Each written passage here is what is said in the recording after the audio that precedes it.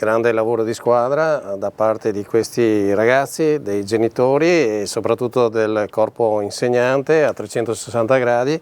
Complimenti, perché vincere per il secondo anno di fila significa che innanzitutto la competizione è stata fortissima, brave a tutte le scuole, e qui forse c'è stato uno slancio ulteriore, il completamento del lavoro dell'anno scorso, si è visto inclusività, lavoro di squadra e soprattutto un grande risultato a favore della natura, a favore delle api. Le api ci insegnano il lavoro di squadra, no? L'alveare tutti assieme per un unico risultato, e qui si è visto. Complimenti anche all'amministrazione comunale, perché il sostegno è sicuramente importante e Savno c'è, continua questa grande apertura verso l'ambiente, verso il mondo della scuola. Investiamo molto sul mondo della scuola perché poi alla fine sono la prossima generazione, quindi investiamo sull'ambiente, investiamo sulle prossime generazioni, e credo che questo lavoro poi, devo dire, è anche condiviso da tutti i 44 sindaci che all'unanimità sostengono questa iniziativa. È un'emozione, è un onore partecipare, è un piacere vedere questa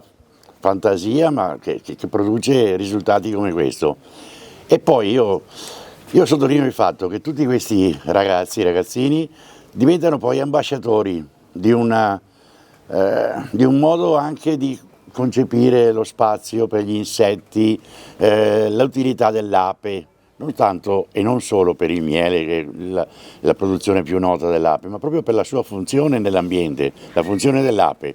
Poi interessantissima la faccenda del QR code per capire la vita dei 3 individui della famiglia delle api. Dopo poi andare a vedere il finale, la coesione tra le femmine, l'inutile quasi per il 99% dei maschi nella famiglia delle api, una cosa veramente che stona in questa perfetta organizzazione sociale.